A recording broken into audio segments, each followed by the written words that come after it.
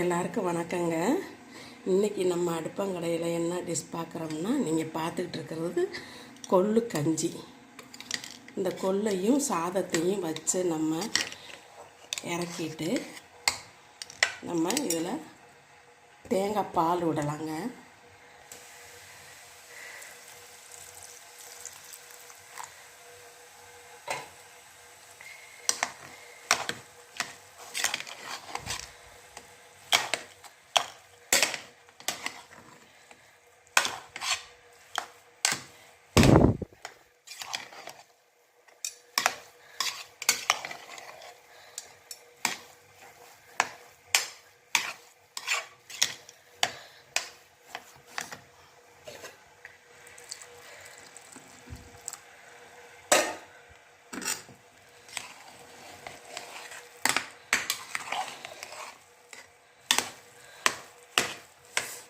இந்த மழைக்கு இந்த பனிக்கு சூப்பர் சாப்பாடுன்னா இதாங்க.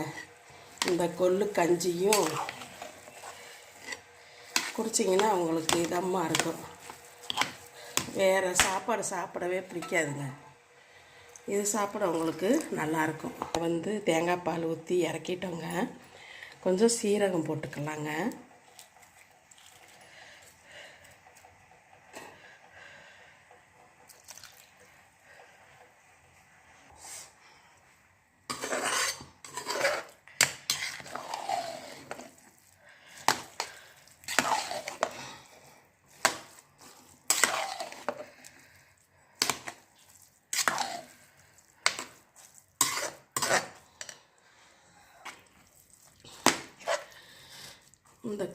இந்த கொள்ளு கஞ்சி ரெடி ஆயிடுச்சுங்க.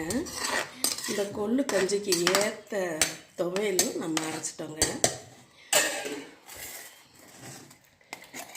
இது கொள்ளு துவையலுங்க, உப்பு துவையல். ரெண்டு துவையலுக்கும் இந்த கஞ்சி தன்னால் போகுங்க.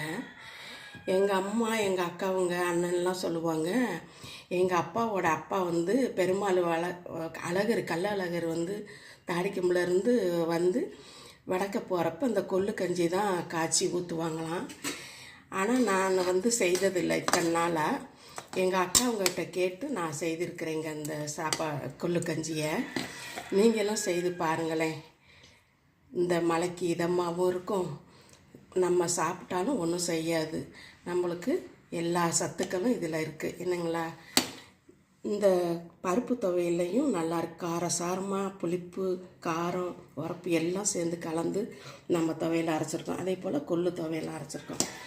நீங்கள் இதே போல் செய்து சாப்பிடுங்களேன். உங்களுக்கு பிடிச்சிருந்தா ரொம்ப ரொம்ப நன்றிங்க. நீங்கள் எங்களுக்கு கொடுத்துக்கிட்டு இருக்கிற ஆதரவுக்கு வாழ்க வளமுடன்.